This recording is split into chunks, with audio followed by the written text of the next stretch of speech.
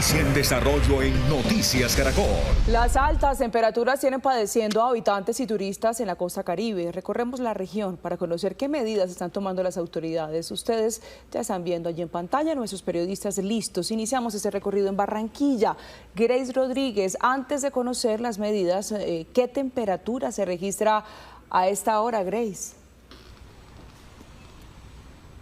Alejandra y televidentes, los saludo a esta hora con una temperatura de 32 grados centígrados, pero déjenme contarles que la sensación térmica supera los 43 grados. Eso hoy, pero se ha sentido durante esta última semana mucho calor aquí en la capital del Atlántico. Incluso la sensación térmica ha superado hasta los 47 grados centígrados. Las personas están acatando las recomendaciones emitidas por los especialistas de la salud.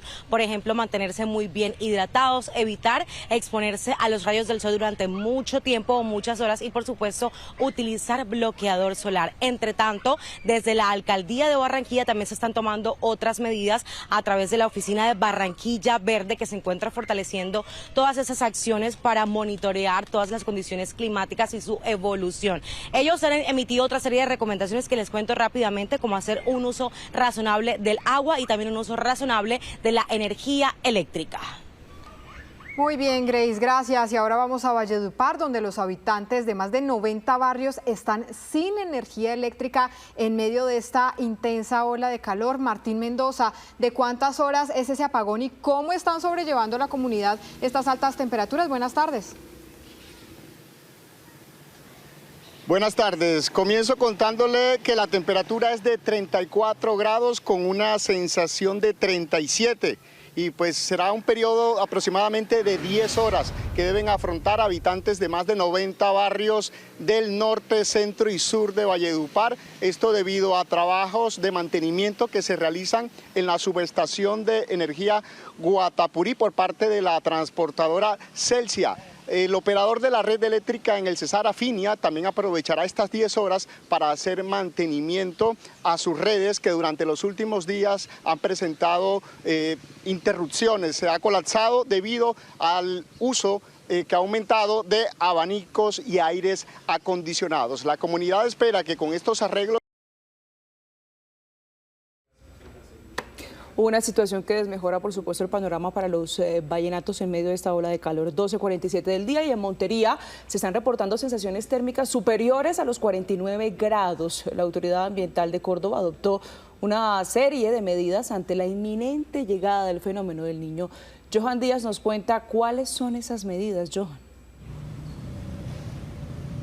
Hola Alejandra, primero contándoles que estamos a unos 34 grados de temperaturas y la sensación térmica ya supera los 40 grados centígrados. Una de esas medidas que adoptó la autoridad ambiental es enviar un mensaje sobre el ahorro de energía, pero también el ahorro del agua. Y estoy aquí en la ronda del Sinú porque esta ronda del Sinú, por la cantidad de árboles que tiene, se convierte en un oasis en medio de las altas temperaturas que están afectando no solamente a la ciudad de Montería, sino también al departamento de Córdoba. Normalmente estábamos acostumbrados que durante el mes de mayo observábamos altos niveles del río Sinú, pero es una situación que está cambiando, porque mire, prácticamente ha tenido un descenso en los últimos días del caudal del río Sinú.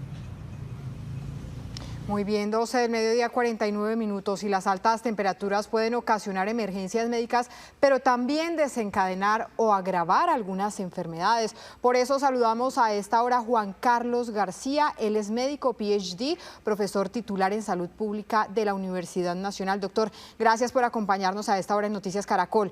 Quiero empezar preguntándoles qué cuidados debe tener una persona, específicamente, por ejemplo, una persona que sufre de hipertensión en zonas de alta temperatura.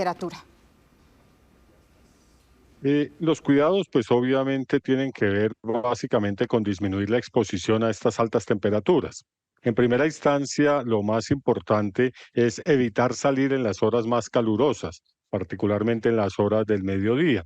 En segundo lugar, el uso de sombrero, el uso de manga larga, el uso de protección sobre la piel resulta muy importante. En tercer lugar, estar muy bien hidratado. Siempre que se está en lugares de alta temperatura, es fundamental mantener una hidratación adecuada del cuerpo. Finalmente, es muy importante las personas que tienen alguna enfermedad de base, tener cuidados adicionales en cuanto a actividad física, en cuanto a esfuerzo, en cuanto a exposición al calor y otras condiciones que pueden agravar estas enfermedades de base. Sí, son recomendaciones clave, pero un poco para concientizar también a la ciudadanía, es válido hablar sobre la manera como influyen esas altas temperaturas en la salud, doctor. Las altas temperaturas influyen de diversas maneras. Obviamente, el principal causante de alta temperatura para la población en general, pues por supuesto, es el sol. Y el sol no solo tiene el efecto del calor, sino tiene el efecto de la radiación, en particular la radiación ultravioleta, y tiene por supuesto el efecto del deslumbramiento, el efecto del brillo de la luz, que también puede afectar los ojos. Entonces, el calor en sí mismo, pues por supuesto, lo más importante que produce es la deshidratación, y por vía de la deshidratación puede producir calambres, puede producir lo que se conoce como golpe de calor y puede aún conducir a la muerte en personas que tienen mayores susceptibilidades. La radiación, por supuesto, aumenta el riesgo de cáncer de piel. Y el deslumbramiento, la luz, pues por supuesto afecta a los ojos, afecta a la visión y puede producir o resequedad en el ojo que agrava condiciones preexistentes. Finalmente, doctor, ¿qué recomendaciones deben tener los viajeros y también los propios antes de exponerse a estas altas temperaturas y si ya están de alguna manera expuestos? Las precauciones son de diversa naturaleza. En primer lugar, evitar la actividad física excesiva, sobre todo si no está acostumbrado a hacerla en lugares de calor. Evitar salir a las horas de mediodía, a las horas de mayor luminosidad y de mayor temperatura. Normalmente las ciudades advierten acerca de estas condiciones, pero en zonas rurales pues debe tener las precauciones de no exponerse excesivamente, estar a la sombra la mayor cantidad de tiempo que sea posible, mantenerse muy bien hidratado tomando suficientes líquidos, los que reciben medicación, por supuesto tomarla. Aquí es muy importante los hipertensos porque la deshidratación que puede producir el calor excesivo, unida a la hipertensión y a los medicamentos para hipertensión, puede bajar excesivamente la presión arterial y entonces necesitan monitorearse muy bien su presión arterial, usar lentes de sol cuando tiene sensibilidad ocular para estas condiciones. Y la más importante de todas, no exponerse innecesariamente al riesgo. Sí, señor. Doctor, muchísimas gracias por esta conversación con Noticias Caracol. Muchas gracias. Feliz tarde para todos. 12:53. A propósito, seguimos hablando de los efectos de la llegada del fenómeno del Niño, que ha generado, entre tanto, numerosas alertas. Una de ellas tiene que ver con el riesgo en el suministro de energía en todo el territorio nacional. María Fernanda Tarazona nos dice lo que hablan los expertos al respecto. María.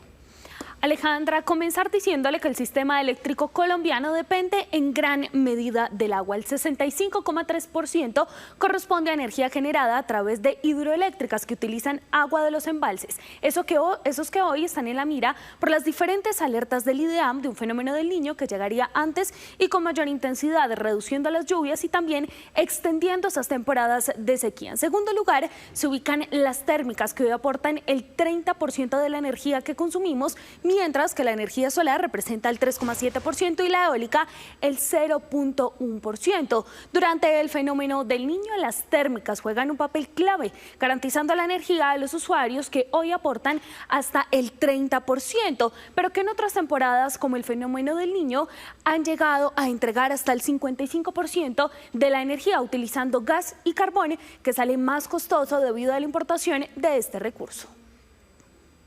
Los precios van a subir, que los precios no suben porque alguien tenga maldad, sino porque pues el gas desafortunadamente se ha vuelto muy costoso por la escasez a la que llegamos.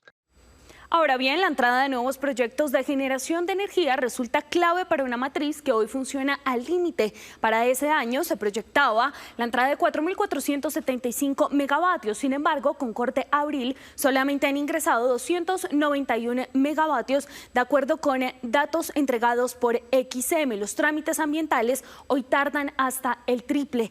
Esto es lo que dicen algunos de los gremios, que advierten racionamientos en abril del año entrante.